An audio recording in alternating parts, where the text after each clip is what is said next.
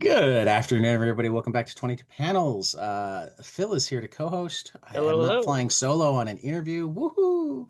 And our guest today is comics journalist and writer Zack Quaintance, who has a Kickstarter funding now. So we're going to start just so we don't forget. Zack, tell us about your Kickstarter. Yeah, my Kickstarter's a comic called Macabre Valley, #1. Kicking off a new Texas grindhouse horror miniseries. Kind of incorporates journalism, horror, and monster southwestern take on Monster of the Week. In the first issue, we follow a young reporter who investigates the murder of a Border Patrol agent and gets sucked into a dark mystery that involves a beloved local priest and a werewolf. And off we go from there. I do like your repeated joke, particularly when it's the actual Border Patrol agents asking, is it is it fentanyl? Is it immigrants? Is it vote tampering? Well, yeah, part that's As they're a looking into the dark. right. Yeah, as a werewolf is literally fighting them. There's a little bit of media commentary to it since it's not Yeah. a newspaper, and that's a boiled down TV news talking point, and they're just yelling it back at the werewolf as he attacks. Right. Right. Yeah, But I I appreciate did you love saying that the that. Border Patrol agents adopted it, not just because you'd had it coming from politicians and from news people before that, but when they're like it's the armed agents with a werewolf in it. It was a callback, yeah, a few pages later. And Right. what that kind of does too, I hope, is establishes the tone as something that can be both gory and kind of funny, kind of I think, darkly comedic. And maybe socially aware. yeah, that was probably I the point. mean, not that that's a good thing. I don't want What? anybody coming after Oh, us. We're not socially aware on this podcast. oh. Totally not. Well, I think we've established that We're you're anti-woke. socially aware. I'm socially unaware, and we Oh, try to wait a balance minute. out Wait in a the middle. minute. You're taking the socially unaware position. You want I'm me to taking be the one socially. arrested and taken away? Unfortunately, you follow news, Tad. I follow hearsay. Um, but no, that I think that scene Sorry, was Zach. We about. just roped you into that. No. I'd let you guys play that one out. The only anti-woke I want to be is asleep. Anyway, no, that was probably the bit where I picked up on the humor as well. Like it was the kind of Yeah. thing where jumping in from the first couple of pages, I was like, okay, yeah, no, all right, we got intestines on the first page turn. This is going to be. Well, and I actually have to thank you for that because, like, at least from my perspective, like there are that handful of people that try to make comics to elevate truly horrendous things rather than educate and or make fun of truly horrendous things. So for that split second where it's like, oh, we've got a Border Patrol agent torn apart. Is Zach not who I thought he was? And then we get the joke, and it's like, oh, thank God. Mhm. Yeah. I Hasn't mean, joined Comicsgate. Oh Dean gosh. Kane did not ghostwrite this. no, I mean the disemboweled border patrol agent on the second page, which we have left out of our previews because it's pretty gruesome. Mhm. Yeah. That's kind of to establish it as my type of or our type of sort of pulpy over the top horror car and like it works well with Anna Redmond with the artist because like if I was working with like a more photorealistic artist, I don't think we would have done that level of gore. Like, Oh, Mhm. please but no. yeah, exactly. But because The Alex Ross Gore book is not one that Oh I need. looks like a uh, well, pre-med textbook or something. right. No, I was gonna Well, say. except that the pre-med books use cartoons. I Oh, know one Yeah, of the yeah. cartoonists. Uh, uh, But yeah, we went over the top quickly with the gore just to kind of like set the tone that this is a horror comic and we're gonna do some pulpy stuff here. Yeah, and I don't think it gets as gory as that later, but yeah, that's a throw you in the deep end moment early yeah. on. right. Yeah. It also establishes, hey, if people are going to get killed, we don't want you to feel bad about it. Yeah, I mean, Well, part of it too is like, so on page 1 we introduce our protagonist, who's like a young reporter, is one of his first days on the job, and we want to introduce the theme that he's really up against it, right? Like that these where he's chosen to work and the stories he's covering are gnarly, and so that was part of it as well. Like you're along with him to be like, oh my God, what did I get myself into? Oh yeah. Well, with him being a journalist and with you being a journalist, is this a I mean, I'm reading it as a self-insert and hoping that you've crossed paths with at least one werewolf in your times. Yeah, wouldn't that be great if there is stuff drawn from my real life? Wouldn't that be great if Mhm. it was the werewolf? Like I was like, Yeah, I've yeah. never been a journalist. I've just had a lot of run-ins with werewolves. There you go. There you go. No, I mentioned that because I know you're a Grant Morrison fan. I've followed you on the beat long enough I'm pretty sure you've interviewed them. I have Or not, but you have not? I Okay. did do a rank. What you're probably thinking of is I did a Uh-huh. ranking of all their comics, Okay. Yeah. best Yeah. Grant Morrison comics. Hmm. But and I also just write about their comics constantly because Hmm. yeah, I am a huge Grant Okay. Morrison fan. Um, Although this one isn't, it's not supposed to be necessarily metafiction. Hmm. It's just kind of more like based on stuff. Because I was a reporter in Texas when I was in my early 20s, a little bit older than that these days. But yeah, that was my first job out of college as well. But that's kind of where the similar. I mean, some of the stuff in the book, some of the people are based on like actual crimes and people I covered down there, but the character's Hmm. very different for me. Um, like he smokes constantly. I don't smoke. That's Okay. one Yeah. surface difference. There you Anymore. I mean, when you were a journalist, I know journalists, man. go. Well, They and smoke one like chimneys until their kids are born, and then they try really hard not to smoke like chimneys and sometimes succeed. another thing to fictionalize the main character there is you notice he wears a tie. Hmm. Like, Oh, there you go. yeah, I never once as a reporter in South Texas wore a tie, not one time. So that's like Well, I mean, were you from South Texas? no, I'm from Chicago. I Oh, grew up in okay, my Chicago. neck of the Yeah. woods. My Yep. neck of the Yep. woods. Thought you'd appreciate that. So that just means that you adapted quickly because that was actually the one thing that caught my attention, and the only thing that I thought was like unrealistic about the character was that like nobody that I know of from South Texas would talk to somebody in a tie, and if you sat down in that bar in a tie, like you get the stool kicked out from under you. Well, there were so like this paper I worked at in Texas.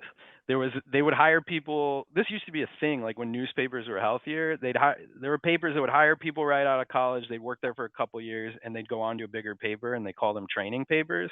And so Hmm. there were a lot of like guys I worked with down there who walked around in ties, like who were like they'd gone to school in DC and some of these like kind of fancier places, and they were like real serious like reporter guys, and they'd wear a tie to work.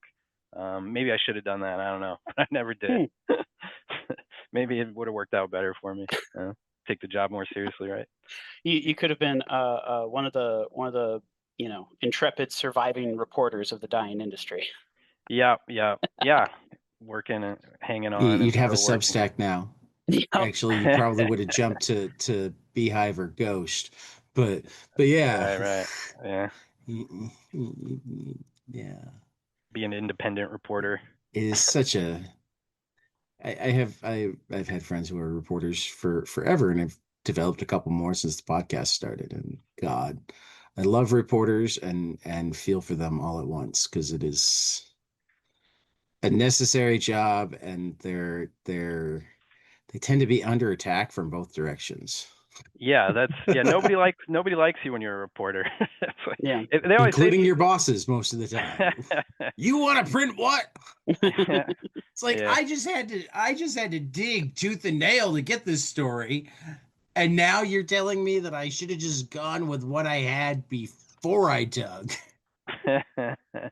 Yeah, it's a tough job. Um, Part of what the comic was is me sort of mourning because I wanted to work in newspapers, and they kind of got destroyed and died right as I got there. So the comic's kind of like make people think a little bit about what we've lost by not having good local newspapers anymore. well, that's that's a good segue to tell me about where this comic came from. I mean, it's been my experience that particularly with Kickstarter books, it's not like somebody came and said, Zach pitched this. It's you had something germinating for a while and now you're ready to roll with it. So like t tell me about. Yeah, absolutely. So yeah, like I said, I was a reporter in McAllen, Texas, which is about 3.5 hours south of San Antonio, way down there on the border. And I did that for like 5 years. And while I was down there, I split time. Like my first job, I started out on the night cops beat. And that's where the gnarly stuff comes from. They're like covering border patrol and cops and all kinds of stuff. And then the other half of the time I was there, I was a features reporter, which means you kind of write about culture and like entertainment and things. And what we would do every year, I did that for like 3 years, I think. And what we would do around Halloween time is we would talk to people about local legends, like ghost stories, if they'd ever seen the paranormal, and kind of do like a Halloween local ghost story thing for our entertainment insert. So like I had a pretty good mix of like seeing actual crimes, being at crime scenes and things, and learning about these like stories of haunted nuns and stuff, and then asylums that had burned and sat empty and that kind of thing. And like I was saying, like I kind of got into newspapers right as they were crumbling. Like I started down there like 2008, not to age myself too severely, but but that was bad time, and so it didn't go well. Like it was the type of paper you're supposed to work at for like a year and a half and move to a bigger paper. Well, I was there for 5 years, like, and while I was there, like not a lot of people moved on. So like Mm. that to me also kind of felt like that all stuck with me. I thought about it. It obviously kind of influenced how I thought about that time. And then I eventually was like, you know what would be funny? A comic about a werewolf priest, like just Yeah, goofing around with some friends. And what if the werewolf priest said hallelujah? Like that would also be. that was great. It was top notch. I Once I enjoyed had that. that idea, I was like, I have to make a comic about this. And then so like as I was kind of like trying to approach it as a goofy comic about a werewolf priest, like the original idea was he was going to kind of be the protagonist. I was like, man, I want to take this a little more seriously, and that's where the like idea to sort of mesh it together with my own experiences as a reporter down there came from. And then Hmm. the thing about having like a funny comic idea that's like too ridiculous not that you have to do it at a certain point is when you start writing it, you actually do have to take it seriously and so, and figure out like what are the plot points and like sort of characters that are going to make people actually care about this, and Oh, besides just one joke. it's the human centipede effect. It's like Yeah. you might have that phrase, but now you have to sit down. You have to figure out, okay, how would this happen? We have to take this, like you said, you have to take it seriously. You have to put it together. On that note, have you ever had any ghost experiences, any supernatural encounters to that you take seriously? uh I like secondhand, like I've heard some really good ghost stories from other people, Hmm. to the point where they've given me goosebumps. But personally, no, I've never really had a run in with the paranormal that I thought was legit. The Mm. things that really spook me or are UFOs and run-ins with aliens. Like that's the stuff Hmm. that really spooks me. But I've never really like I don't have an abduction story or something like that. All right, yeah, But yeah, yeah, that's the scariest stuff to me personally. yeah. So you've probably been all over Blue Book. Yeah, yeah, Blue Book's excellent. Yeah. Red book coming up. Yeah, very excited about it. The thing about that comic is it's convincing. Like Hmm. you're reading and you're like, Supposed I to be. think this is real. Like, you know. Well, I mean they're taking it from real reports and Tynion's doing scripts and like Mike Oming is like the world's biggest UFO nut. Like he went to UFO conventions before he was going to comic conventions. Hmm. Is something that we discovered the last time we talked to him. That's awesome. Yeah. It shows in the book, man. Like, yeah, that one creeps me out in a good way. And I love how the narration's written. It's like a staccato sort of like report. It works really well for Right, that. Yeah. right. No, and Mike's perfect for that. Um, I got another hmm, question for you. please, So because when I fell down you, a rabbit hole. I got to all right, reorient myself. when in Zach your, may not know this, but I sometimes like you'll say something and I'll fall down a rabbit hole and have to come back. oh yeah. Yeah, it So happens. in your reporting days, were you into comics then? And if so, what were you reading back then?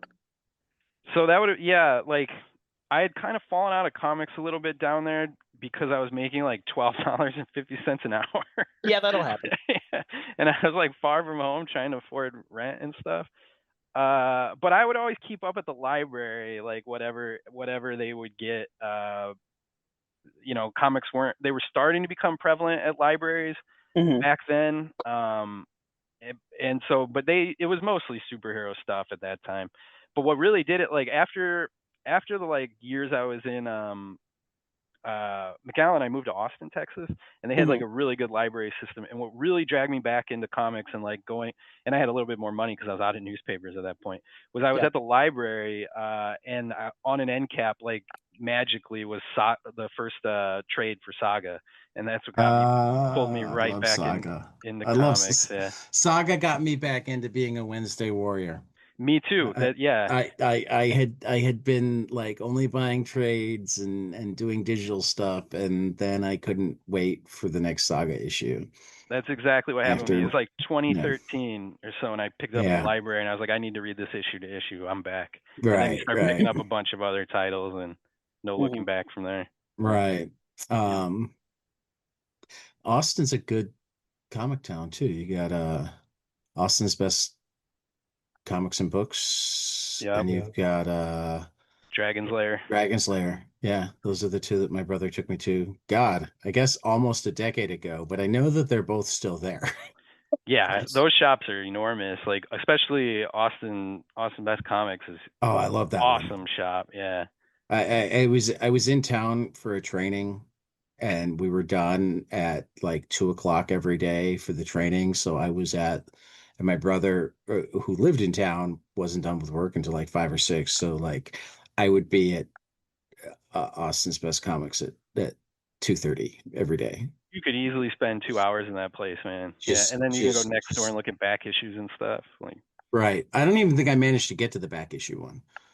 yeah. Would just go through trade paperbacks and spend all of my per diem on a daily basis on comics. That was the first shop I ever saw that really took sort like they had a manga section before I Aw. think most shops did. They had Mm, like they really kind of sectioned out their trades and graphic novel sections really really well to make it hmm. easy to like find new stuff. So like you didn't have to Well, just and know it. yeah, and like once you'd found a book in an area, you knew that you were going to like the ones around it. Yeah, totally. Like they did a Yeah, really good job of sort of like laying out their shop like that. Yeah, no, great shop. Um, yeah. I very much enjoyed that trip, and or at then least the Dragon's Lair is comic more of parts of like that trip.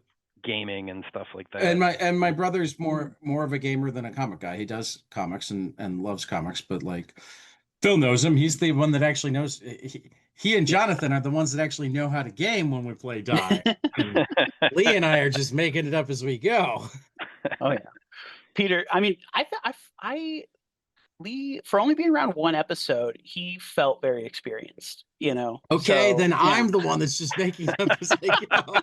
yeah, but you're supposed to make it up as you go. That's why you're the, Yeah, There's a you know, reason I chose that character. indeed, indeed. You know, I it's. don't know if you've read Kieran Gillen and Stephanie Hahn's Die. I have read that. Yeah. I Mm, guess Phil got us playing the game, so we play mhm. monthly on the air. Oh, nice. Um, Yeah, Yeah. I I play didn't the realize you guys are fool doing because that. then I don't have to know what to do. Yeah, I was in a D&D campaign once where I was like the plot was kind of over my head and knew I was really busy at that time, so I Mhm. came up with like a monosyllabic character who only said the words 13. And that way I didn't have to pay too close of attention or navigate any of the interactions, so I didn't need to know the lore. I played a barbarian in a campaign that was somewhat like that. Like he had like this strict moral code, but it was like it was somewhere between Drax and like he took everything literally. So like he wound up getting people in trouble, getting the whole crew in trouble because somebody said like um something that he took to it, that he interpreted as "shove your spear in me." I don't even remember what the idiom was, but it was real idiom. But he decided, oh, make point, and it's like you just killed a cop. That's a Oh, campaign sorry. changer. Yeah. Yep. We've only My had. bad. I think we've only had. Well, I mean, we've had a few crazy moments, but yeah, we had a big one like that when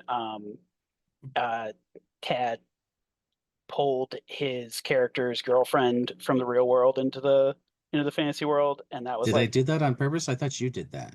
oh right, well you did something where you wanted to save her. Anyway, sorry, we're going down that rabbit, but it's I it wouldn't got have weird. thought of that. So maybe I did something that put it in your head. Yeah, that's generally what happens. Yeah, where it's like he's like, I want to do this, I'm the and that one that makes me thinks think, of oh, things but like that's nice. skateboards to go after the dragon. Right, That's a good right. one. Yeah. Well, it's group storytelling, so you're Yep. all responsible. Exactly. There we go. You reminded me of this. That's you basically did it. Like touching on the comics from Austin, I'm going to ask one of my favorite questions for first time guests. Give me your comics biography, and I emphasize that this is not your comics bibliography. This is like Yeah. tell your life through the comics that you were reading, that shaped you, that you remember, starting as early as you want and going to now. Yeah, this is gonna be buckle in. This is gonna be heavy with Chicagoland area references. Yeah. So I got my first comics at Jewel Osco. Nice. Yeah, off the rack while my mom was shopping. I started reading. It was around the time the X-Men cartoon was really big. Started reading Uncanny X-Men, and back then they had it where you could get your parents to send in like a $12 check, and you'd get X-Men in the mail after that. Okay. So I did. I was reading like X-Men and Amazing Spider-Man as a really pretty young kid, like I don't know, 9, 10 years old. And then when I started to get a little bit of my own money, like mowing lawns and like umpiring Little League baseball games, I started riding my bike to Graham Crackers Comics in Glendale Heights, Illinois. We do know a few graham crackers. Glendale Heights one. The I don't. Glendale Heights one has been closed for years, but Yeah, this yeah, was yeah. in the But like I late do late remember 90s, it, yeah, and I early think aughts. it's one of the few that Patrick Brower. I'd have to ask him, but I don't think he ever worked there.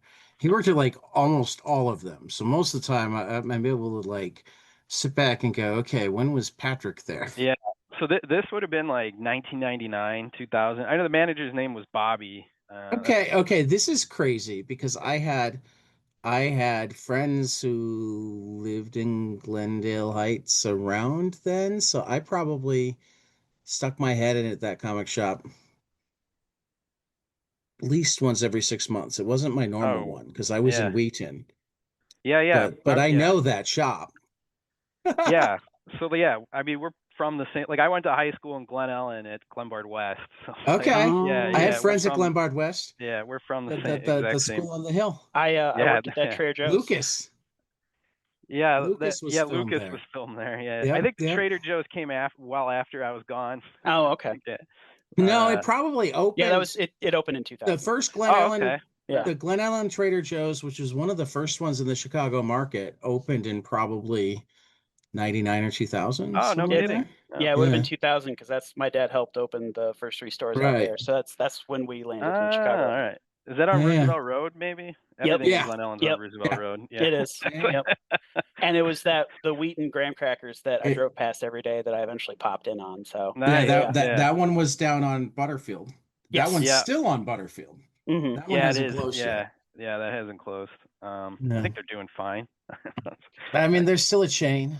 Yeah. Uh, there are two much better comic shops in Chicagoland that exist because Graham Cracker's employees decided that they could do better and do. Which ones are? I've been to Shout, Challengers shout out downtown. to Yeah. Challengers First Aid, I think, is also former Graham Okay. Cracker's employees. I mean, you want to talk about good comics town? Chicago's got a ton of great shops. Oh yeah, But Chicago Comics, Challengers, Dark Planet, or I not Dark started Planet, following this Dark one Tower. Howling Pages. Like I Howling found Pages is on amazing. Instagram, and I was like, this looks awesome. I'm gonna follow them and go there next time I'm in town. So Yeah. Well, you should also drive up to Lion's Tooth in Milwaukee. All right. Yeah. I mean, if Put it you're on the into list. Howling Pages, Lion's Tooth is also a store that Similar would kind of be, spirit. yeah, Yeah. yeah. A little bit But smaller, but that just means that they have to curate even harder in terms of like what they bring in. yeah, that sounds great. I mean, especially they have local comics. Like I always love Yeah, those in those kind of shops. yeah. So I mean, yeah, at Lion's Tooth, they actually teach classes during the summer, oh, that's and awesome. then publish the kids. That they have their own zine from the kids that came to learn comics every summer. That's awesome. Get the kids and to keep kids Right, invested in comics. Super cool. right, Yeah. right. So yeah, but yeah, I started riding my bike to Graham Crackers Comics, Glendale Heights, Illinois, Bloomingdale Road. It's like, Yeah, and at that time, and then I was mostly reading superhero stuff, but at that time, like late '90s, early 2000s, there was a lot of cool bridges to like original super, like Powers was just coming out right, then, Astro right. City. I was really Yep, into Rising Stars back then. yep. Yeah, I which loved Rising Stars. I was so into that. Brzezinski, Delays yeah, kind of killed the momentum there, but like the they did. first 8 issues or so, I was like, man, this is my Yeah. favorite comic ever. Like, Did you read the other Big Joe's comics, the Midnight Nation? yeah, I I've loved got the like Midnight Nation. omnibus back here Yeah, in one of these. It's yeah, like oversized giant hardcover that doesn't fit on my shelves. yeah. So I read all that kind of stuff. I got into Vertigo. And then, like I said, eventually, as I became a newspaper reporter and had no money, kind of fell out of being a Wednesday Warrior and just was doing like superhero trades and stuff. And then as I got into my late 20s, early 30s, and was like working in Austin, had a little bit more money, got back into going to the shops through Saga, and haven't looked back. Like a few years past that, I started contributing to Comics Beat, and I started my own blog, Comics Bookcase, which is now kind of like my uh, creator publishing, Comics Bookcase Press, or whatever you want to call it, and have been still kind of balancing comics journalism with making my own comics for the last 4 years or so. That I think is my full comics biography.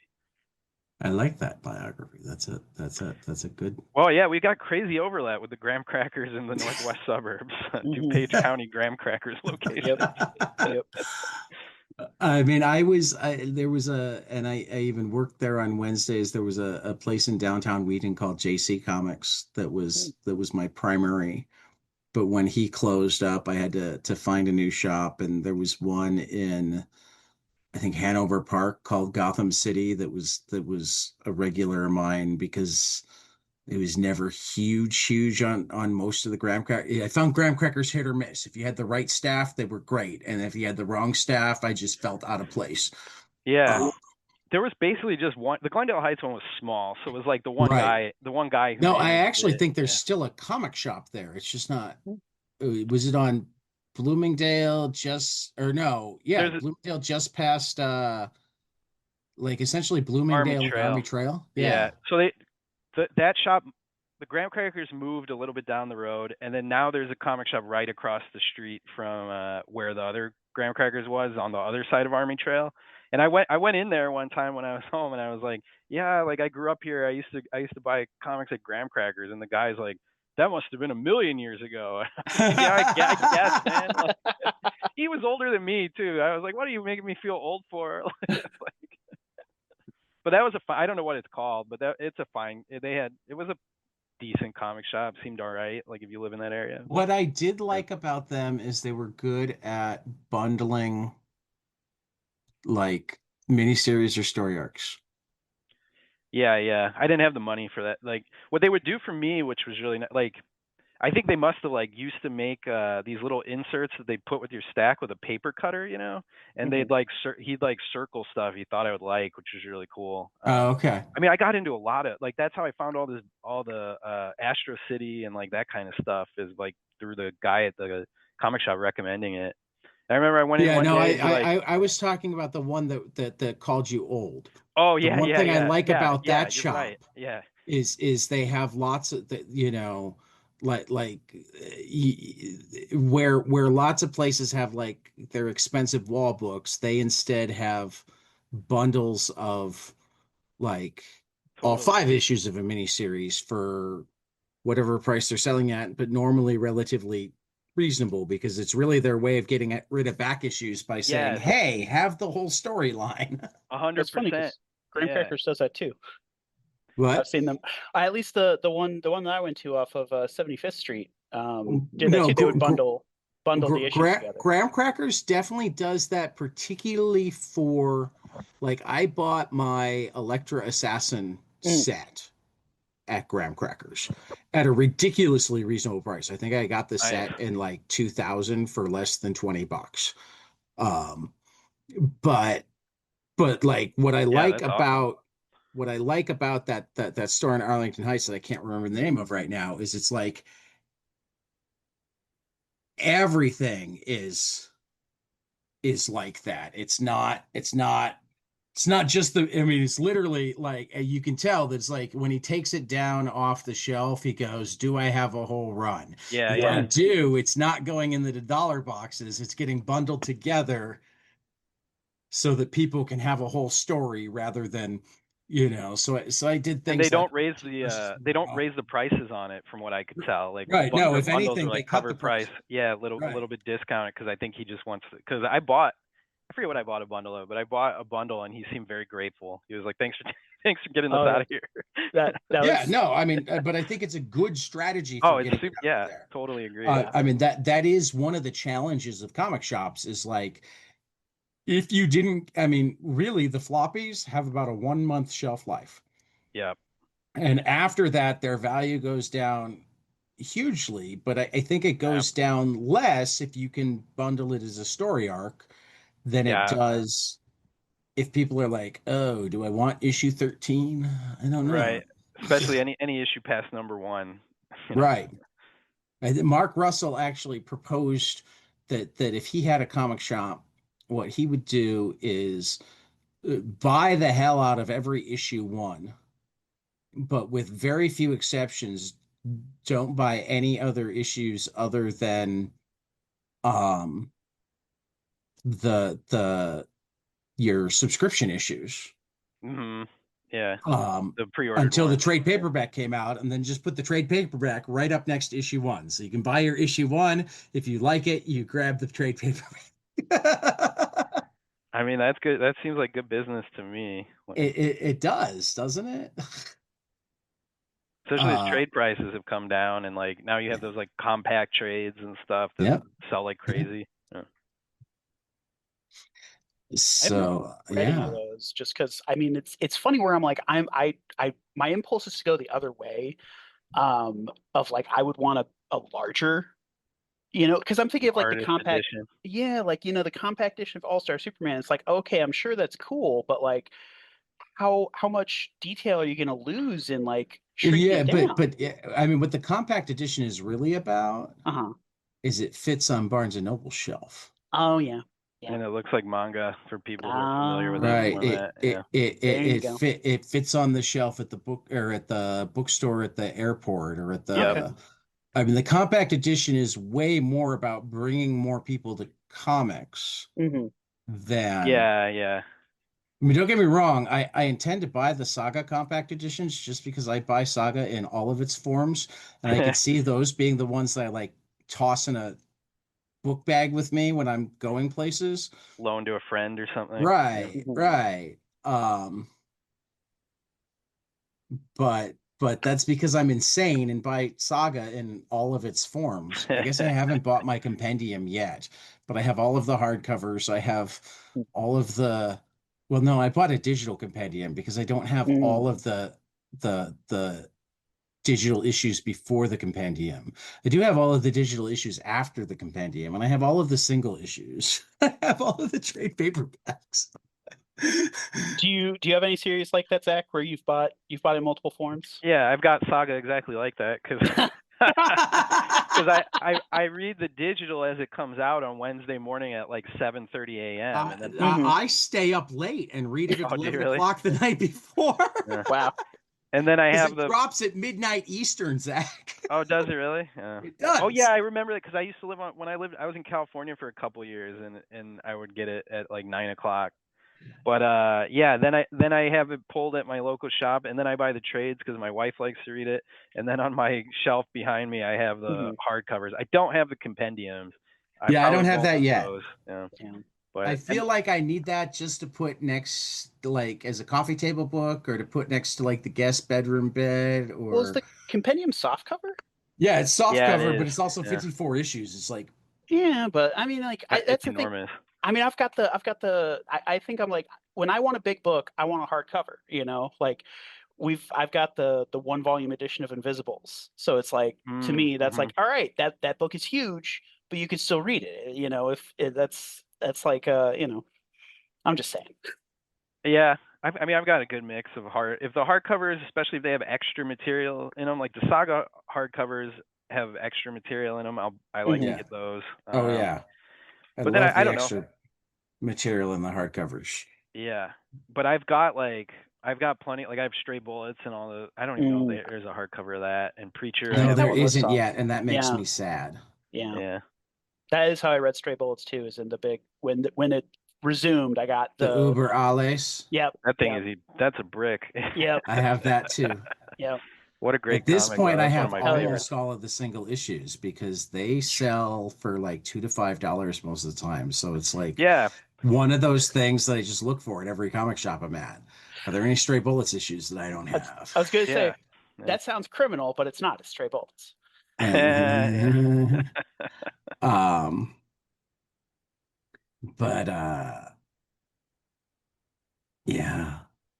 Stray Bullets, man. Yeah, that's one of Phil, the. you need to talk because I'm Okay, needing to text with Dr. Ramos. Oh, okay, there we go. There we go. Yeah, yeah, yeah, yeah. So, that's one of those where, I mean, honestly, David Lapham, even having read, because that's the thing, is I read most of Stray Bullets, but I eventually trailed off when it returned because, like, and this might be a controversial opinion that Snaps had back to us, but I was really sad that we never got back to the real life Amy Racecar after Yeah, the Killers. Holy shit, the Killers are my favorite 8 issues of Stray Bullets period so so far. good. My only page of original art is from Killers. It's so Is it good. Oh really? my Oh, you have a page of god. that? Nice. I Oh, do. I don't have I have a page any. from Killers. I don't have any original comic art. I have a sketch from Nick Pitara and a sketch from Chris Burnham, but no like original pages or anything like that. But yeah, that'd be a cool hobby if I ever have disposable income Yeah, to that that's degree. and wall space. That's the other thing I Yes. want. Like I would want a house where I'd have a whole wall of comic art. Yeah. I've seen a couple people who have that. I'm always very jealous. Yeah. I mean, I'm still. Tom King showed us his Archie hallway once, Wow. and like I feel that like was an Archie hallway could be a very like idyllic place, but it could turn into a very disturbing place very quickly. well, part of it's the comic art that he's allowed to have outside of his office because the kids are big Um, Archie fans. there you Oh, go. okay, that makes sense. Yeah, He it's not finally violent or became anything. cool to them when he wrote the Archie comic. Batman. Archie, now we're talking. Right. Um, So okay, that got me a question. So I mean, I know you so far have done your own stuff, self-publishing. Are there any licensed properties you're interested in writing for that you want to throw out there? You know, anything you want to Yeah, try to manifest? this one sounds like a weird one. I'd like to do Rick and Morty. Okay. I think that would be a fun one. A lot of the artists so before Macabre Valley, the last book I did was called Death a Comics Bookcase. It was like Hmm. a six story sampler, and Ryan Lee drew the framing sequence, which is like an actual anthropomorphic comics bookcase chasing these kids around a haunted house. And he's Yep. done some stuff for Rick and Morty, and you could get kind of meta with that. Hmm. I think that would be a really fun one to do. And then like superhero stuff, I always like Green Arrow, even though it's a tough one to sell. It's like, Mm. but I've yeah, always my been a big my, Green my Arrow my fan. my my buddy Chris just got his run Yeah, announced its end. 31 will be the last Oh, the Condon end. yeah, Matos. that's a And he's been bummer. killing it. I He's know, been great run. like I mean, it really frustrates me the number of times where like the best comics still can't sell well enough. Yeah, it's tough. I mean, Green Arrow's always a tough sell. It never Hmm. Yeah. it hasn't had a prolonged run for a good while. Right. Just is what it is. So. I think part of that is because I think that's a couple different reasons. One, I think that to anyone outside of comics, Green Arrow looks even more like knockoff Batman than he is supposed to be. Yeah. And like and then you get so many okay, so like here's the thing, because you could call him DC's Daredevil on a certain level, except not every single run has been great. Except he's more Hawkeye. And well, yes, he's also more Hawkeye, but he hasn't even been like Hawkeye for them. So like the Right. thing is that you've got a bunch of different iterations of Green Arrow that people are into, like the micro longbow hunters. You've got Green Arrow and Green Lantern, running the van. You've got the super classic like Silver Age Green Arrow, Even and now CW Arrow fans out there. Yes, Like, yeah. yes. If you like that particular flavor of buffet food, so all these different ones. Whereas with Daredevil, they homogenize. Like even when you get a standout like the Wade Samney run, that's like, okay, we're bringing back a swashbuckling Silver Age Daredevil. He still fits in with all the other Daredevils. It's not like he breaks out and feels like a different character. Whereas with Green Arrow, it kind of starts feeling like different characters. Yeah, 100%. I mean, there's like the Growl run doesn't even acknowledge like he's not wealthy in the Growl run. Like like it kind of does its own thing and no one has superpowers in the Growl run. So it's like there's the rules kind of change from run to run at times. Yeah, and it's weird how you can have him again, the same character on one end, and then on another end the friggin' New 52 Green Arrow that was a tech billionaire with too many gadgets that were quite frankly ridiculous. Yeah. Which I mean Daredevil's version of that is everybody needs a boxing glove arrow. The boxing glove arrow endures, from era to era. I mean, I want to see. Don't say it's ridiculous. And, no. And beyond that, like it's a good time. Batman has, and I don't understand why nobody's ever actually explored this, because clearly Batman's utility belt is a portal to another dimension. Right, like a bag of holding to bring it back to D&D. Right. I feel like there should be some exploration of that. You can have fun with it. That is a fun Batman story idea. The Atom accidentally falls in as he's getting out of Batarang. That's pretty interesting. That's a great story pitch. Yeah. Yeah. I was gonna say, ring up Matt Fraction, tell him you need a quantum utility belt for storing interdimensional size change and shenanigans. And then like Pokeballs. Mad at Batman for hiding that from them, Right. Transparency thing. And now that lost in there. So let's talk about your comics journalism years. What? Yeah, let's do it. I'm going to start with the business side and then go to the more fun side, because we'll make a sandwich out of like good stuff and like you've been doing comics journalism for God, 10? 8 to 10 years. Yeah, 8 to 10 I years. launched my blog end of 2017, beginning of 2018. Yeah. Right. So you got to go through the pandemic back issue bubble. Yeah. Slash variant cover bubble. Yeah. The subsequent predictable crash as people had money to spend on other things. Right. And we're leaving their house again. Yeah. Right. And the way that it's also snowballed into like the most seismic change in the industry since the mid 80s when Diamond knocked out all of the other distributors, which is Diamond going bankrupt. And unlike in the 80s where it was a bunch of other independent distributors, the only distributors that are stepping in are other massive ones. Yeah, book market kind of distributors. Right. Yeah. So talk just in a general sense about what the ride has been like from the business side. What have you seen that's worried you? What have you seen that excites you? Well, I'll tell What you, cool like things do you see that people are doing that you're hoping will work out? That sort of thing. I'll start with a funny thing that was happening while all this diamond stuff was unfolding, like as recently as earlier this year, is if you were a comics journalist and you went into a comic shop and they found out, the owner would be like, "What can you tell me about what's Yeah. happening with diamond?" Like, Oh, because I'm I have barely a comics no journalist, and idea. my shop Yeah, relied on me yeah, to keep them up to date. yeah. They had no idea what was happening. They'd heard all these crazy rumors. They just wanted some clarity, and then after that they'd be like, "What do you think is going to happen? Like, please tell me. Like, give me a prediction." You know. So Right. that was wild. I'd never seen anything like that before. Just the sort of because diamond had become like old carpet. Like it was there so long. Like it wasn't good, but it was there so long nobody could imagine comics without it. You know. And then when it started to implode, it was just total chaos. But yeah, I mean that was pretty wild. I guess I didn't even like so the pandemic like boom in comics.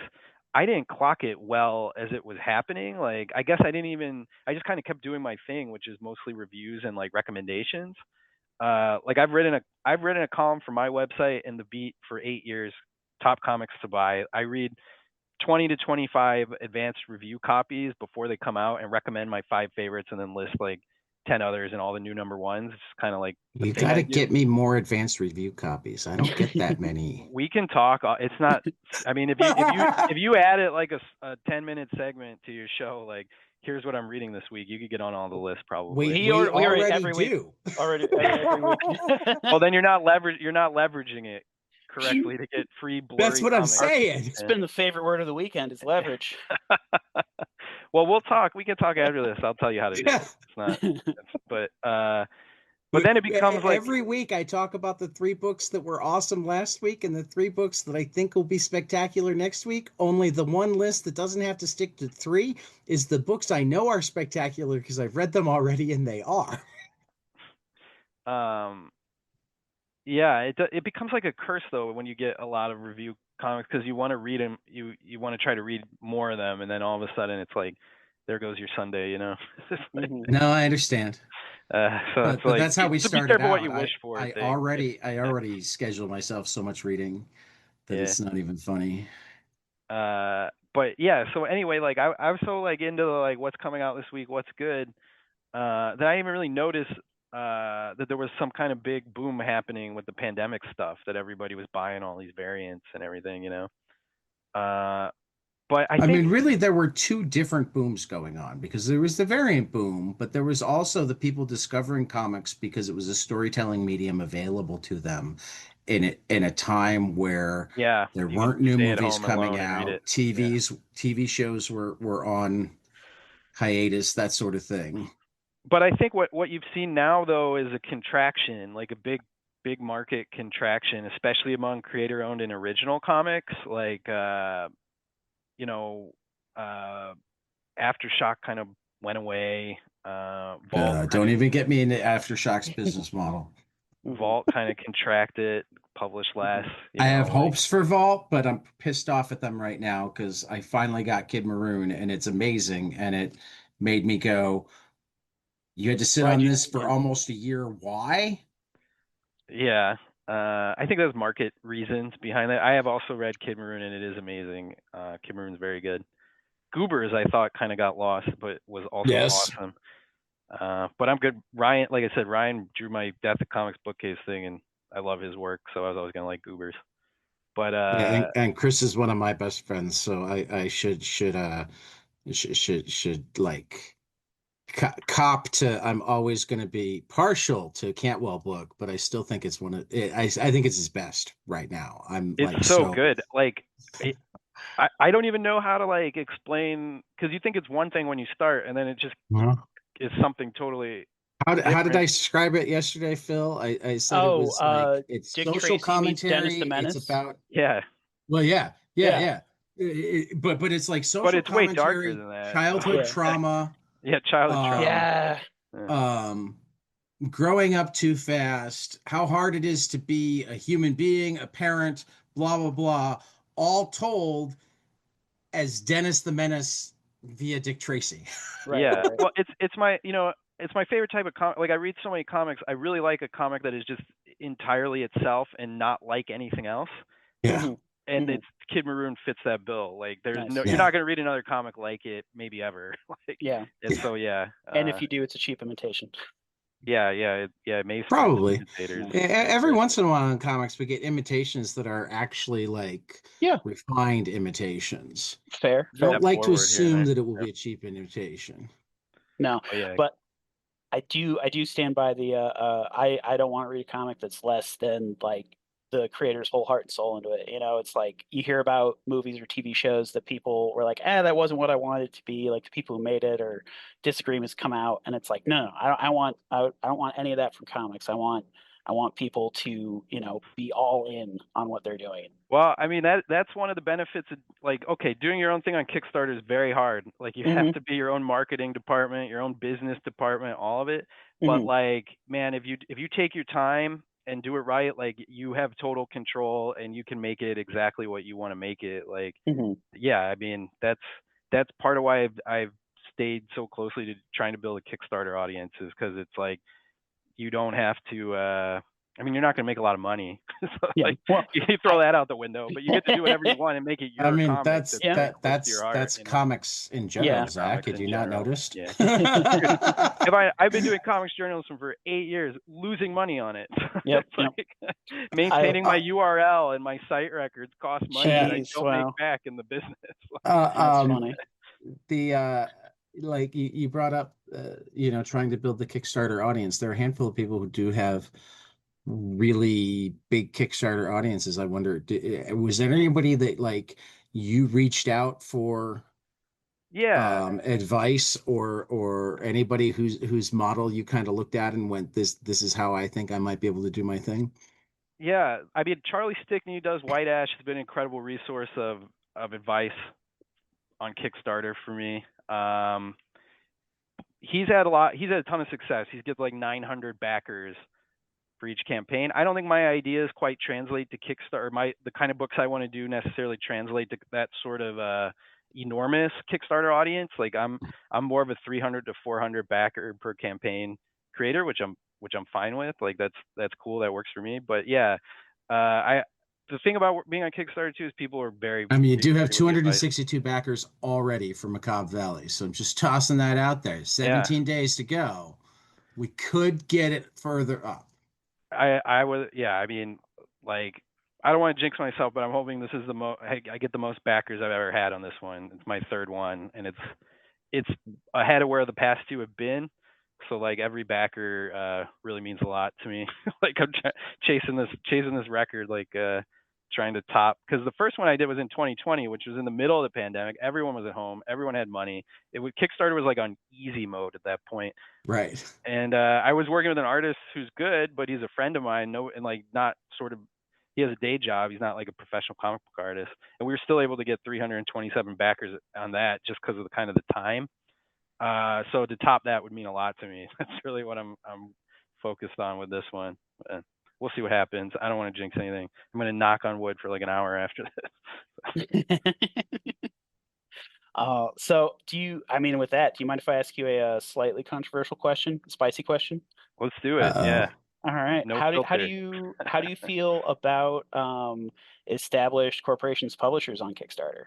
I don't mind it as much. Like I get the impulse to be like, stay off of here. This is for the little guys. But Hmm. honestly, like one of the big obstacles you run into over and over again when you're promoting a Kickstarter is people not understanding the platform. Hmm. Like you'll run it and you'll have friends or even comics people be like, oh, I wish I could have got a copy of that, but I didn't know I could only get it during the campaign. So Right. like to some extent, the more people who get familiar with Kickstarter and who have a login and have had a good experience on it, like paid for a book and gotten it quickly, the better for you because then they'll be more likely to be like, I know this model. I'd had a good time with it. I got my book. It was a good book. Click, click, click. They back it without having to sign up. That's great for you. I can actually see the benefit of that a little bit better now because I have mostly heard the anti-argument on that. But yeah, I mean, as far as lending legitimacy to Kickstarter itself, I have to imagine that it goes leaps and bounds for that. I think Well, familiarity and legitimacy is something that helps Yeah. everybody on there. And it's like the people backing the Danger Girl Artist Edition aren't going to back an indie comic anyway. Like, Mhm. you know. Yeah. but I think they're way more likely to because they saw it because they're there for their Danger Girl Artist Yeah. Edition than they Yeah. were before that. That's how I feel Um, about it. Bring more people into the platform and recognize this as a legitimate way to get good stuff in comics, you know. and that actually is a perfect example of why I'm actually in favor of it for literally anybody that's not DC or Marvel. DC and Marvel don't Yeah. actually have money. Mm. Like the idea of the other publishers actually being big is kind of Mhm. shaky. Yeah, I yeah, agree with that. Like whenever Um, somebody calls Dark Horse a mainstream publisher, I'm like, mainstream, right. like if they sell 8,000 copies of something, that's a victory, and 8,000 is right, not a ton of people. right. Right. Right. So for me, where I go is, and like you bringing up the Danger Girl is perfect actually, because that's something that if I'm Scott Dunbier, if I'm um Image, it's like, is there interest in this? Or are we making this big expensive thing that nobody wants?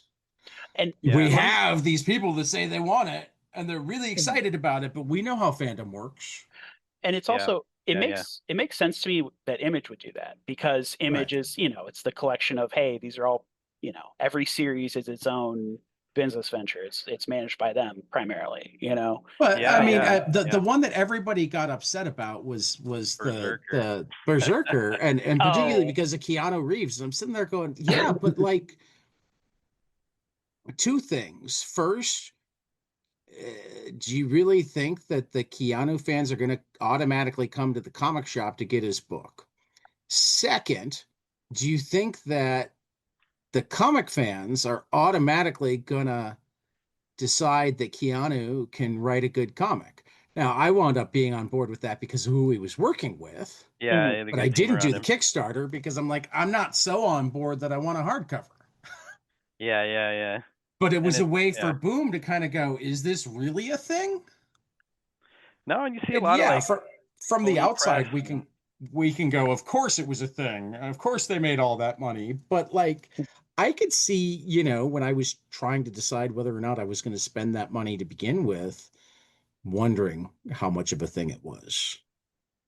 Yeah. And sorry, you go ahead, Zach. I felt like you it were trying to. it sort of it sort of mitigates the risk. Like there's not big profit margins for some of these mid-tier publishers. So you're like Boom, Oni Press is kind of now Hmm. just constantly running Kickstarters. Hmm. And so like it's not it the impulse I think for a lot of people are like they're taking money away from indie guys, but that's just not I just don't think No, that's how it works necessarily. no. Like Mhm. so yeah, no, I I don't mean, the mind way it. I I look like at the it is big they're making Kickstarters. certain that their artists and writers get paid in advance rather than on the back end. Mhm. Yeah. I, Yeah. and it's I mean, funny because hopefully they're still giving them back end, but like for a lot of artists, the ability to get paid as you turn your pages in is a game changer. Yeah. Yeah, no, it's tough. I mean, the way I run my Kickstarters, it takes a little bit longer. Like I pay all the artists that before the Kickstarter in full, like just so that they know that like I don't want anybody to have to agree to like a situation where they might like have to worry if it's going to fund or not, you know? So like Right. I'm lucky to be in a position where like I don't have any kids, like this is kind of my childcare expenditures go into making comics, Mhm. But That's why the comic shop I used to go to in Wheaton closed. He had kids, and he couldn't have his baby that was the comic shop anymore. yeah, yeah, that's That's kind of sad. it's like my baby is my Kickstarter comics, like. Yeah, But I look yeah, I look forward to those days. but I wouldn't be doing that. I wouldn't be taking that risk if I wasn't able to use Kickstarter to recoup the production cost. Right. Yeah, So I'm Well, lucky to and be there are in that different position. ways to do that because I imagine like like another one of our contributors, Dylan Gilbertson, has been kickstarting stuff, Yeah, and yeah, I don't think he pays full in advance, but I think he pays for like the images that go up in advance. They just don't have yeah, yeah. they don't actually start work on the comic until they've got the money. They'll do Yeah. like a cover and a page. No, totally. Like just basic, like that's how I did my first one was we did the marketing material and then we weren't going to move forward with it. And then, yeah, there's different ways to do it. You can just do the, like, you need a 5 to 6 page preview, probably cover art, maybe a little bit of marketing stuff. Right. Yeah, I mean, that works for them. And they like the Neighborhood Necromancer is a great book. And they've been really It is. successful with that. And I love that you knew it. Yeah, I'm a backer of that one. I'm a big fan of that Dylan one. will love that you knew it too. He's part of the heavy metal book club that we have. And I discovered on air when we were talking to him about the first Necromancer that he and my brother Peter went to college together. Oh, no kidding. So It's like so we had Peter crash the on air. Yeah, no, I try to pay attention to Kickstarter and support the ones that I think like I want Kickstarter to be a place for good comics, you know what I mean? Yeah. It's tough for people to tell when they look at Kickstarters if this is going to be good or not. So I try to support the ones that are legitimately good, make sure the good ones hang around. Well, and people start Kickstarter can be so recognizing them. weird to begin with because like I remember Terry Moore was really worried about his first Kickstarter when he did the SIP Kids. Yeah. And I was much less worried and literally wound up texting him within 5 minutes of Kickstarter going because I'm like, hey Terry, you paid attention? Like when I clicked, you only had $100. By the time I got through, you were up to 10,000. Now Yeah. you're at 37,000 of the 30 that you wanted, and it's been a minute and a half. Wow. And I got the email back going, yeah, Robin and I are just sitting here watching it roll. Oh, We wow. had no idea. Good for them. That's incredible. But then when Andrew Iden did his last one, and he had Bendis and he had Fraction and he had like a Murderer's Row, and it was a charity Kickstarter for the Appalachia Comics Project, like it eked across the line. Man, it's I've seen Kickstarters like that where it's like it looks like it's just gonna crush, and then it's been a struggle. I really don't know sometimes Right. like why some of these things don't catch fire on there. Like I've had good success focusing on the pre-launch and trying to just have like make sure you have a large number of pre-launch followers so you can start big on day one. I think that's important. Like if you don't do the pre-launch, maybe that's what it is. But sometimes there's no rhyme or reason to it. Yeah. These are all good things to know as I try to learn more and more about the industry. Right. And dreams of either helping people or literally like doing it for people. Yeah. I'm happy to share the little bit I know. Well, I mean, I've gotten to know Shelley Bond and I've gotten to know Dennis Kitchen really well. And like what I take away from the two of them is that like there is a massive need in the comics industry for people who know how to do stuff that's not the drawing and the writing, but more the staying on schedule and finding a printer and finding the money and finding the stores to sell it. There's like so much little stuff you don't think about between when the art and the writing is done and the actual print. So I have a postcard. We have a postcard as part of our rewards. Super. The art came back really cool. It's gonna be an amazing postcard today, but the art came back big, it's high quality. So I had to like find out how to do the math. Like I know that this thing, the way they gave it to me is 11.69 inches by 8.27 inches. And but that's not postcard size. So I have to like find out what a dimension ratio is and try to do the math to like work it down and see what size that comes out to for normal postcard size. I had to like text my brother who's an actuary to be like, help me with this. Like I could have helped you with that. I also have a brother. I mean, I'm a special ed teacher and could do that. So if you don't want to like, is an older or younger brother? He's younger. I mean, we're okay. So that actually might make it feel cool. If it was the older brother, it'd be like, Dave. he was happy to help. Right. He got all the math talent in the family. So I have my share, but my baby brother is a literal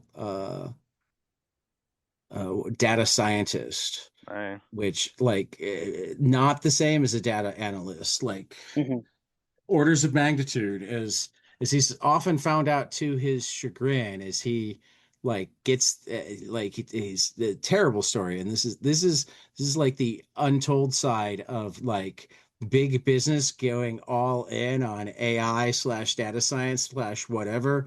Mhm. He got a great job, and the first assignment, and they kept, he kept helping out in little ways while he was working on it. And he was given X amount of time, and he presented it, and it went so far over their heads it wasn't even funny. It turned out that like the amount of work that they'd wanted from him, he'd be done within like the first half hour.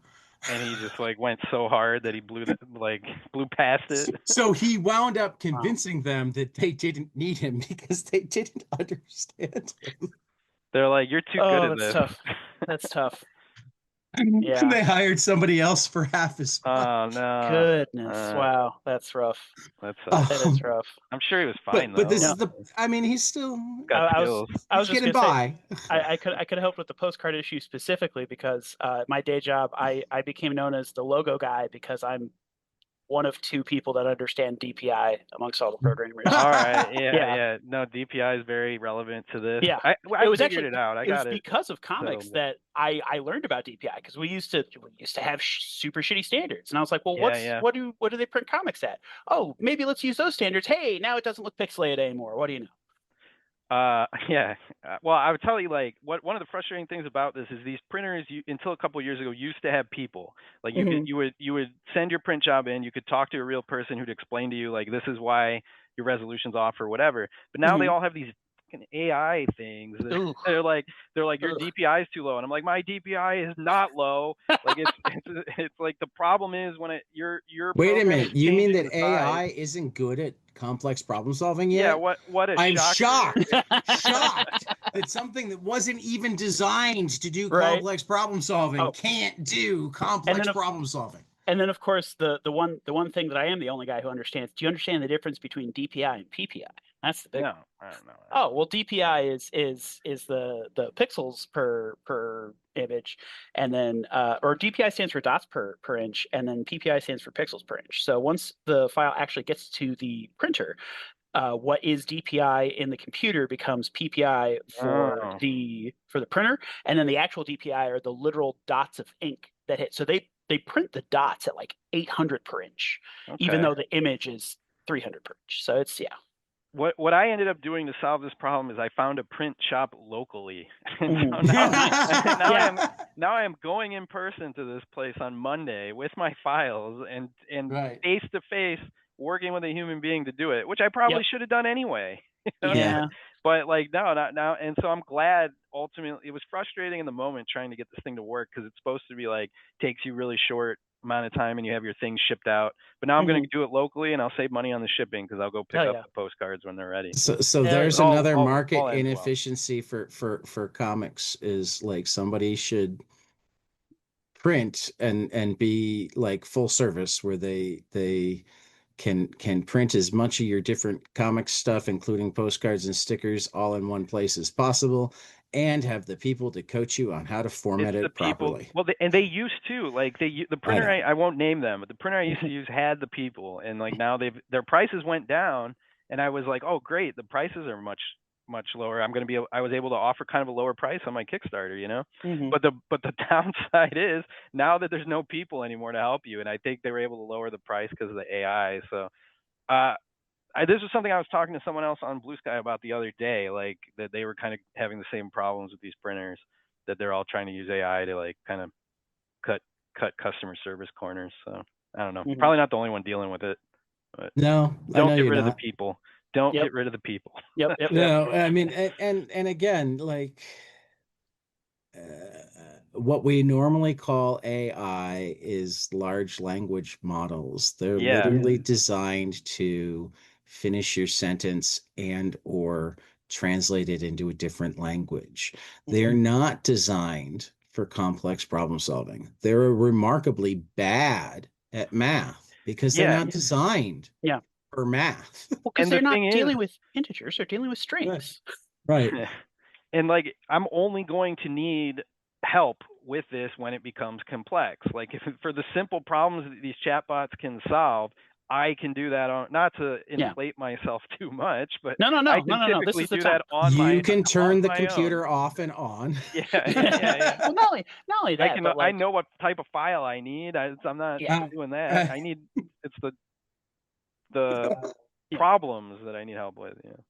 Someone who can look at what's going on and identify where the issue is, as opposed to just something simple like you you said, if your DPI is too low, because That's it's of all it course was like telling me. some base ass check. Yeah, no, it's terrible. It's terrible. Yeah, I like to tell people, anyone who thinks that they've done something where AI has been useful is only because they were uninformed in what they were trying to do in the first place. And if you had someone with the actual knowledge, they would be able to do it better. Unless it was basic translation. I'm offended by basic translation, because if you do literal word for word translation in a lot of languages, you lose so much semantic value. But Google Translate stopped doing literal word for word translation almost 10 years ago now. Okay. And I mean, because that's what machine learning is designed for. It's not perfect. And that's what I was just about to say. If you're going to publish, you should still hire a translator. But good translators sometimes start with and then. Okay, I see what you're saying. And then smooth the edges now, because it's not having to completely. You don't have to go back to word one. It's it got significantly better, particularly at Chinese, Spanish, German, the languages that there are the most documents in. Okay. It got significantly better about 6 years ago. People actually managed to figure out when Google flipped the switch to turn the machine learning on. And then they confirmed it because somebody asked them the specific question: did you make a major change in your Google Translate service at this time on this day? Interesting. I would be curious, the professional translators, and like how AI works in their workflow. That's right. Well, and again, this is not me saying you should use AI to do a full-on translate, because there are so many nuances. But I'm saying that that's the thing that it's best at, and it's still not good enough that you should be doing it for anything other than personal translation. I always think of it as is this a job that a human can do? Then they should probably continue doing it. Yeah, but so there's stuff like San Francisco is using AI to comb through 16,000 pages of city code to find what is no longer relevant. Like they had a code that was requiring them to put newspaper boxes every 100 yards or something like that. So AI went through their 16,000 pages of city code, which a human cannot go through that. It would take years. And hopefully it was a well-tailored machine learning program that wasn't just trained on the whole internet. Yeah. But had been trained on something specific to do that. Yeah, there are lots of great uses. AI. Yeah, machine learning, which we've had for years, and it's not the same thing that's getting pushed at the corporate level with all these ChatGPT products. So no. Yeah. Anyway, we got it all figured out. They should listen to us. Yeah, that would be great. Exactly. I would love that. Exactly it. I would love that. Yeah.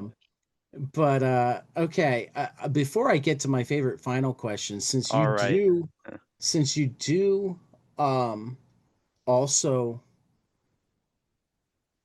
write, the weekly What to Pick Up column for The Beat, which is one of my must-read columns already.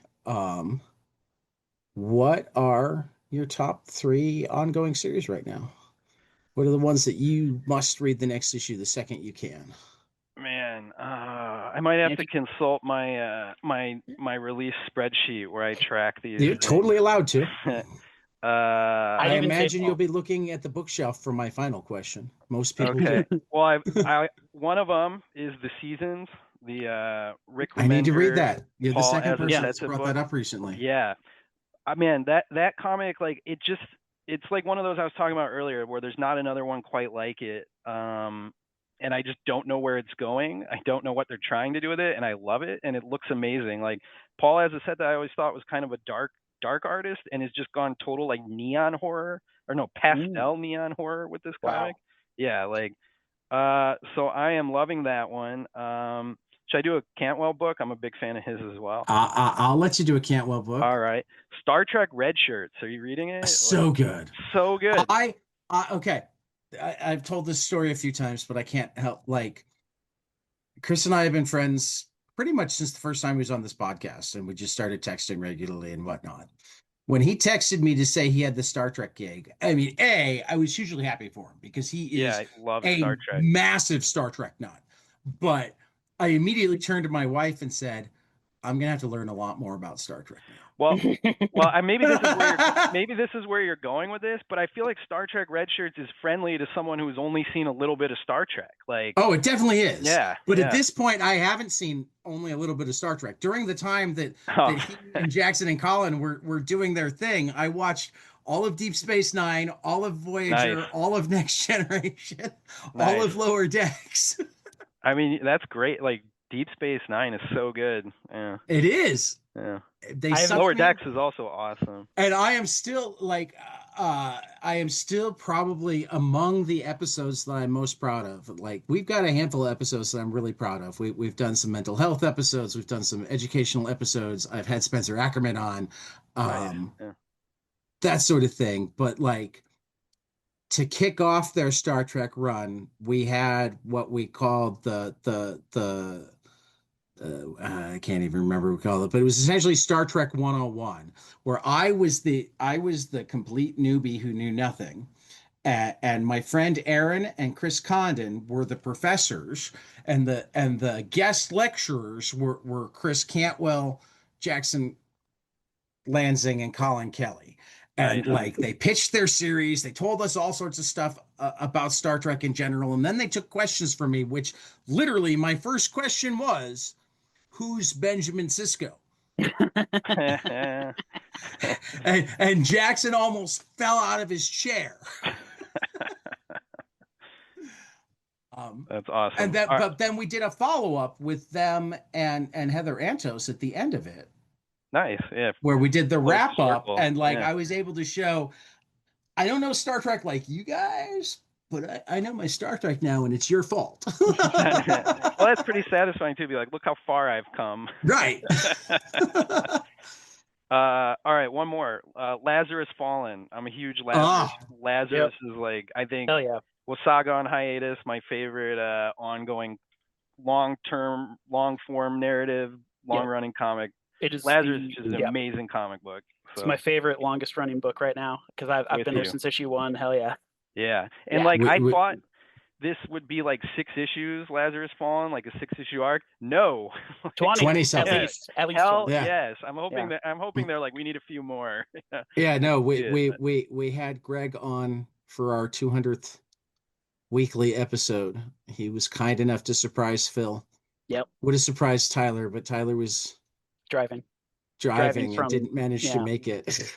Yeah. No, that was great. That was so much fun. And you didn't know he was going to be on? Like, it was a little I knew it was a surprise for them. Yeah, sure. He had a mystery guest, and I was like, it was funny because he'd managed to put it on the list of people that he was guessing. Yeah.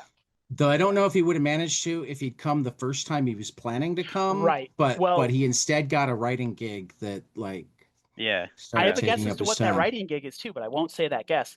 We promised we would not guess on the air. Right.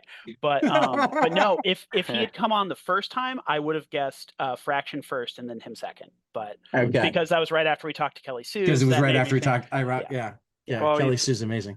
Save Fraction for 300, right? Surprisingly. There we go. 300. Yeah. There we go. That'd be exciting. A couple more years. Yeah, so those are my 3. Yeah, those are my. No, those are 3. I'm gonna have to read the seasons then, because that I like Remender. So that sounds. If you like Remender, yeah. See, and the reason I hadn't picked it up yet was twofold. A, I just read so many comics. I hear you. B, I either love Remender or I'm indifferent to Remender. So I sometimes wait until people start saying what they like about it to go, oh, okay, this is going to be one that I love. What did you like? Grommets? Did you read Grommets? I love Grommets. Grommets is great. Yeah, I love is Grommets. So fun. Yeah. Oh, what are your favorite Remender books then? To get my last question before Tad's last question. Deadly Class. Oh, I still actually have 2. Yeah. Deadly Class is amazing. Deadly Class might be my favorite. I need to finish it. I've stopped after I had to ride. Yeah. It I think is. the last like 2 or 3 volumes I need to finish, but yeah. My Sorry. son got me into that one. Oh, did you really? Yeah. That's That's a fun one. that's the first book that it was my son getting me into rather than me getting him into. Hell yeah. So that will always have a special place Well, yeah. for me. Wes Craig too is just a fantastic artist. We've had Wes on a couple of times too. So Yeah. good, I man. love Kaya. He's I love Kaya. Kaya's So cool. fantastic. He's one of those artists. It's like doesn't matter what he's drawing, I'm gonna read it, like everything, Yeah. just because I think he's always up to something interesting with his Yeah, work. yeah. Oh yeah. Yeah. Oh yeah. Yeah. So those, and then I like this like Remender being kind of funny lately, like Grommets, and I like the Andy Samberg one he did, the Holy Roller. Oh yeah, Oh, I got okay. a kick out of that. Yeah. Holy Roller. Yeah. My all time's probably 7 to Eternity. That one I've got the Oh big, yeah. I've got the Jerome I oversized haven't Bennett actually deluxe. finished that because that was one that I was expecting to like a lot and was indifferent on the first trade. It's Yeah. an odd book. I read it Like issue that to and issue. Black Science, I never got into nearly as much as some people did. Black I thought Science. yeah. Yeah. It What were you could gonna say, be that Zach, I just about, need to. So Black with Seven Science? Eternity, I thought they were gonna do a lot, like setting up for like a long run, and then I thought it just kind of I liked it, but it ended a little abruptly, or kind of. Yeah. I thought they were positioning themselves for a very long comic. Yeah. But I don't know if maybe that was Opeña because he hasn't been drawing much like regular comics lately, so maybe it was his choice. I don't know. It might have been. I love just the denseness of the world. Like there's so much in it that is like, yeah, I would have kept reading this for another 20, 30 issues easy, but like it's all we get. All right, time to study it, you know? Yeah, time to figure out what it is. Reread. And Black Science is a weird book. It's a weird book because it was basically one where my opinion on it was changing constantly, and the way it ended was like, okay, that works, but I don't know if I liked it. So it's another one that's like, it's different. It's a different sort of book. But yeah. What do you think of Tokyo Ghost? Where do you guys fall on that one? I love Tokyo Ghost. I love Tokyo Ghost, but that one, I had the experience you had with 7 to Eternity. That's the experience that I had with Tokyo Ghost, and I was like, okay, I'm ready for Volume 2, and now Volume 2 is never going to happen, and I'm kind of mad about it. Yeah, that was a good concept. That's fair. Yeah, that's fair. Also, motorcycles and comics are awesome. So. Yep. Did you read Sir? The Fellhound book, yeah. Motorcycle jousting that I never knew I needed. Yeah. Mm-hmm. And it's like a concept you think would be out there more, right? Motorcycle jousting. Mm-hmm. There is a movie that's okay, not as good as. It's pretty good. It's worth it. It's still worth watching. You got a young Ed Harris. Yeah, that's true. Written and directed by George Romero. What's the movie again? I always forget. It is called Knight Riders. That's right. Yep. Okay. It's a long Knight Rider. Not Knight Rider, Knight Riders. Right. Yeah. Motorcycle jousting, not talking cars. Yep. yeah, that's the confusion there. Okay. I actually still have 2 more questions because I had a follow-up to the best ongoing series. You also like managed to keep up to date on this year's graphic novels, and I know that you and I have at least one in common. So what are your Why have you read Drome? Is that the one? That's exactly where I was going. Yeah. I read that when it was I read that via his Patreon. Yeah. I'm on his Patreon as well. Yeah. That is going to be the first book that is like the top of my best graphic novel in 2 separate years because it made the top of my it made one of my top graphic novels of the year in the Patreon year, even though that was the only way you could get it. We're halfway through the decade, but like, come on, like that's headed for best of the decade. It's that. I love good. Jesse Lonergan, and this is currently his masterpiece. That was my reaction to it. Is like Jesse Lonergan has been a master, like the way he tells stories in comics, and now he has his like big statement masterpiece. Yeah, man, that's like my favorite graphic novel of the year with a bullet. Like, so good. And it's been a good year for like Tongues. Tongues was very good. Yeah. The Andrew Nilsson one. What did you say? 3? Let me. Yeah, I'm a baseball guy. We do 3s. Yeah, I'll have. What else? There's Can I count Spectators, or does that not? Yeah, absolutely. I'll do Spectators for my 3rd one. Yeah. So good. That was really Yeah. good. Though, like the Mariko Tamaki, Nicole Gu came out the same week as Drome, and there was one other that week. There were like 3 books or Yeah. 2 other books in the week that Drome came out that, like, if I was able to just forget about the rest of the year, I would have been completely happy calling them my best 3 of the year. Yeah. And there's, I'm going to look at my shelf. The New York trilogy, the one that, Oh yeah. yeah, that was an incredible Oh book that came yeah. out right around when Tongues came out in the spring. Yep. So you've had these like 2, We had Paul Karasik on to talk about that. man, He's a that cool like, guy. yeah, yeah, that book turned out amazing too. And it's like, because David Mazzucchelli was involved in the first part, and so you Yep. expect to like be like, well, I don't know if the finishing out this trilogy, I don't know how it's going to stand up to that. It's so good. Like they Oh did yeah. such a good job with the Yeah. end bits of it. Mm-hmm. So yeah, Mm-hmm. and then that book, I think it just came out this week, Hello Sunshine, the Keezy Young one. Yeah, Yeah. that's a great one. Yep. That Yep. I don't think either of us have managed to read it yet. I know Not yet. I have a digital copy. I know he's looking for a physical copy. Yep. I want. Yeah. So talk to us next week, and we'll have strong, probably very good thoughts. It's just been a good year for graphic novels, though. Like there's just a lot of interesting things happening. We are in the platinum age of comics. We are in the age of comics where there are so many good comics coming out in so many different ways that is impossible to read and keep up with them all. I know. Yeah, I'm giving it my best shot, and I'm still behind. So right. And Yeah. really, if you want to ever read anything that's not new, you got no chance of keeping up on all of the good new stuff. Yeah. Like if you want to go back and read stuff from the 80s or whatever. Like for me, like they need to, if they get a new edition, it'll find its way into my stack. Like when they get like a new printing or something, Right. I'll find a way to do it. But yeah, like just going back and like using I always forget the name, DC Universe Infinite or whatever it's called, and Yep. like reading old Legion runs, which I would love to have time to do. I'm never Well, gonna that have time to do means that. that you just officially became somebody that we have to invite to our next Legion roundtable, which has been delayed. First, because my friend Johnny, who I dubbed the world's biggest Legion fan, was chasing after Jim Shooter, and we didn't quite manage to pull it off. And and I think we're all like the last one. Last one was great. We had so many Pauls. Why am I having Paul Levitz? Paul Levitz. Yeah. We had Paul Levitz, and we that was had like your first biggest interview, I'm pretty sure. Yeah, he was an early, really big interview. Yeah, we had Paul Levitz, and we had Tom Barenboim, and we had I forget who else. I think either an inker or a colorist that had worked with both of them. But we'd been supposed to have Keith Giffen that day. Oh man, my friend Johnny had actually worked it out through his son-in-law. Oh man. And he went into the hospital the day before we recorded. And while he did come home once, he never really recovered. Yeah.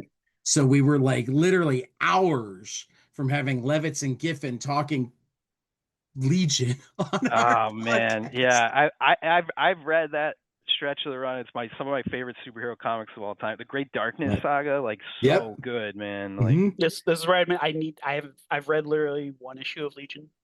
Yeah, you're gonna have to read some more Legion. I know. I'm sorry, Zach. I just saw your face fall completely. Just like I mean, no, it happens. It's like because yeah, I mean, it's a little bit before our times. Well, I mean, I'll be the first one to say that the reason that I haven't read a ton of Legion, but the reason I've read the Legion that I've read is one of my good friends was a comic book fan before he discovered the Legion, but fell in love with the Legion because it was like a diverse book, and he was a black kid growing up in Chicago in the 70s. And then discovered that this hot new writer on the Legion was only a couple months older than he was. Wow. Yeah, because I think Paul Levitz started doing that when he was a teenager. No, it was Jim Shooter that started doing it. Yeah, that's right. Jim Shooter was 13 when he wrote his first Legion comic. And Johnny and I looked it up one of the last times we talked. Johnny is like exactly like 5 months and 3 days younger than Jim Shooter or something like that. So Wild. like it was literally, you know, they were the same age. And can you imagine like it's already your favorite comic and you realize that the writer is your age when you're a kid? I can't. No. I No, mean, that'd be yeah, kind of that's weird like if you file were not found. 25. Right. Yeah. You Let know, I alone mean, I teenager. remember Theo Epstein was my hero because he was 4 years older than me when he took over the Red Sox. And I'm like, oh, that's what I want. Give me a Yeah. team when I'm 29. It's gonna be weird when I don't think any of the writers I'm a super huge fan of are younger than me, but I have a feeling it's gonna happen at some point. And it's Oh, gonna at this Yeah, I point, mean, like yeah. all of the baseball players are younger than me, Yeah. and most of the comic people that I like are either my age or younger. Yeah, I'm It, at it that point. happens fast. Mhm. Happens Yeah, fast. I it happens. actually, You get over it pretty fast too, though. you You do. know, Oh, like yeah. I mean, what are you gonna except do? I mean, every once in a while that I recently had this kid named Moritz Junker on, who is 19 with some Ooh, of the sharpest lines that's pretty I've cool. ever Yeah. seen, That's and some it's good. just ridiculous that he's 19 Yeah. Wow. doing. Yeah. And I he's funny to boot. And I'm like, oh God, we need more people to know about this guy. Well, and Um, there's already someone like that. I remember Tilly Walden. When I found out yeah, that Tilly Walden was younger than me, I was like, I thought there was no way. There was no way this yeah, was, you know. I mean, But yeah. yeah, the artist on Macabre Valley is in her 20s. nice. I Awesome. She's love it. like a comics genius, man. Like, Yeah, so yeah. good. So much good stuff. Zoe Thorogood is what, 22, Something. Yeah, 23, something early like 20s. that. Yeah. And I guess part of that is institutional knowledge. They're not having to create as much from scratch. They're taking things that have been used in storytelling and using them in different ways. Um, and there's a lot more available for them to study because you've got all of the internet rather than all of the local drugstore. Right, yeah, or like whatever random comics they happen to have back issues at your Uh, shop. You know what I mean? right. That was a lot of what ended up in my house. Mhm. Right. I Like mean, just happened to be at my shop. you can tell when comics shift into the group of people that not only are writing comics because they want to write comics, but are writing comics because they grew up reading comics. Yeah. Like everything shifts seriously at that point in their late 60s, early 70s. It was like, oh, these people care about making comic books. They're not auditioning for pulps or advertising agencies. Mhm. Yeah, You yeah. know? Or like, yeah, because they used to be embarrassed to be doing this. Right, Like right, they had to hide it. Like, right. uh, All right, particularly because we've managed to keep you past the 90 minutes now. I will oh, I didn't ask even notice. Yeah. that see that means We're we doing did our good. job. We're doing good. Yeah. We did our Having job. Tell fun. me something you love, preferably a comic, but we don't have rules. Preferably storytelling, but again with the rules. But something that you love that not enough people around you have experienced, and you want them to, so that you have more people to talk about it with. Oh man, well we talked about stray bullets. That would normally be my answer. I love stray bullets. Yeah, I'll just go with stray bullets. Like, Okay, we'll say stray I bullets. know plenty of comics people who are like, I've always been meaning to read that, but I just haven't I am done it. shocked by the Yeah. number of people that don't love stray bullets. Or just haven't it's a made crime. time to jump in. You know, like Right. because I Even feel like my mom loves stray bullets. Yeah. your mom yeah. loves stray bullets. Wow. Yeah. Yeah. I mean, frankly, if you like crime fiction, you should. She does. Yeah, She loves and crime fiction.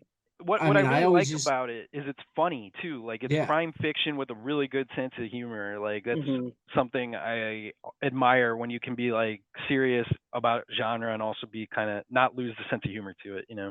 I always used to sell it when I worked at the comic shop as Pulp Fiction on speed. Oh yeah. Pulp Fiction is Yeah, the one of my Amy race car parents' issues, favorite. like Yeah. hallucination. You know. The fact Well, that it's I so loved non-sequential. that the Amy Reese car issues were like just one per story arc. Yeah, yeah. You A perfect know, amount of Amy race car. Mhm. I loved that it wasn't sequential. There's actually a website that has got, I mean, because it gives the dates. Mhm. There's a website that has, okay, if you want to read it chronologically, read like issue 17. Oh, be I a wouldn't do crime. that. Small crime right there. Yeah, No, wouldn't do I that. like I'm somebody who likes to read things different ways, so I could see reading it chronologically. If you're doing a at some point. reread, I mean, I've yeah, read it. yeah. Yeah, no, not the first time. Oh God, Sure. not Yeah. the first time. That's what I Yeah, was thinking. because people do that with Hellboy also, and I'm just like, Right. don't Also read not. it. Nope. Yeah, to publication order first Yep. time. But Right. I could see if you want to do a reread to spice it up and give yourself a different perspective on it than like switching it up that way, you know. Well, I mean, it's kind of like we've got a Love and Rockets book club, and we actually decided to like go hardcore. We've been going issue by issue. Like I tracked down scans of early issues so that we could read The Jamie and then the Gilbert or whatever. You're right. You're right. Jaime and Beto, like rather than having the story arcs together, we get our slices each week and we talk about that and where we're at. But Yeah, we're already talking about like we're kind of looking forward to once we get caught up, like a year and a half from now, we'll catch up. It'll be fun to go back and like let's read the story arc rather yeah, than let's see how it feels different reading Death of Speedy together rather than. And for me, the first time I read Love and Rockets was in the library edition, so they were already connected or collected by either Jaime or Beto. So this was my first read of it this way. Um, whereas one of the other members read them when they were coming out, but then kind of fell off during volume 2. And the third member, this is her first read ever. So like so good variety there. it Good makes for a variety of fantastic perspectives. read. Yeah. So Zach, anything else you want to plug? You write regularly in the Beat. You've got this Kickstarter that people should throw money at you for. The Kickstarter, yeah, that's the. I think Mhm. we're gonna try to move heaven and earth to get this comic out to people before Halloween. We're gonna go to print the last week of the campaign. It's got a lot of timely topics around immigration and border politics that I think people will And dig seeing. lycanthropy. And voter suppression. Werewolves, yeah. Werewolves. I think it'd be just a really great read for this Halloween Actually, season, don't so. give anybody ideas. Werewolves would be good for voter suppression. Put a werewolf by the polling place, nobody's voting. Well, they'd have to move the full moon elections, right? Like I would argue that werewolves could be a way around voter suppression if they let you vote once as a human and then once as a wolf. Yeah, you too. We could have a Zach, proper society again. Zach, it was Yeah. great to guys, finally this was meet awesome. you It was fun hanging out. to put a face with the internet presence that I have enjoyed for, if not the entire time you've been on the internet, at least the entire time I've been doing this podcast. Because I didn't do as much with the comic news before I was doing the podcast, but like when I started doing the podcast, I started like figuring out who do I give a damn about when they write things. Well, honored to be part of that group. and who's full of it and or just has terrible taste. You do find your guys, like the people. You do, and I like encourage people to do that. Whether it's pop culture or news, find people that you trust. Like you should have rules for how you trust. Like I think it's dangerous just to go with the people who make you feel good. Yeah. No, you want people who are going to put you onto new things a lot, I think. Right. Yeah. But also going to put you onto new things because they like them, and like there's nothing to me that's more valuable than understanding how a critic writes. I like everybody always used to say that we're going to go to Chicago days again. You remember when both Siskel and Michael Wilmington were writing at the Tribune? Yeah, and Siskel obviously is the huge name, but I always preferred Michael Wilmington only because when I read his article, I knew whether I would like the movie. Yeah, it was, and it didn't have anything to do with whether or not he'd like the movie. Often, like the one I always remember is he absolutely hated Indiana Jones and the Crystal Skull, right? But I read the article and it's like one-dimensional bad guy, and I'm like, aren't all of the Indiana Jones bad guys one-dimensional? Like Kate Blanchett's talent's wasted, and like, aren't all of the female acting talents in Indiana Jones. Some good action scenes. I'm like, okay, now. And by the time I was reading, I'm like, okay, you say it's a 1-star movie. I'm gonna say it might not be my favorite Indiana Jones movie, but I'm gonna wind up liking it because it's an Indiana Jones movie. Because that's what you Yeah, yeah. described. You described an Indiana Jones movie. It clarified things for you. Right. So, absolutely a pleasure. Your writing is essential at the beat. Like, if you go one place to figure out what comics you should read next week, listen to 22 panels. But if you go two places, read Zach's column in the Beat, because I know I will. Every Tuesday at 11 And- o'clock. Yeah. yeah, every Tuesday at 11 o'clock. So, I mean, you can read his column, and then if you're buying your stuff digitally, read the comics that you want to read from his column if you're at least in the central time zone, where 11 o'clock is when they go up. I like staying up for comics. I don't pull it off as much anymore. Something about having to get up at 5 every morning. Yeah, that'll do it. Yeah. Saga keeps me up though. Yeah. Saga will either Worth the keep me up sacrifice. or I'll get up at 4:30 the next morning instead of 5 to read Saga. I do it first thing in the morning. I read it Yeah, with a cup of I coffee. almost never get to school before reading Saga. Yeah. Well, yeah, I used to didn't want it spoiled, but now it's just kind of part of my routine. Yeah, yeah. Well, and I'm not even a spoiler guy. It's hard to spoil something for me because, like, you tell me the twist, and I'll be like, okay, I'm really curious as to how they got there. Right. Yeah. Let me see how did they pull that off? Right. That's right. That's crazy. How did he do that? So, for 22 panels, this has been Zack Quaintance, and we will see you after the next page.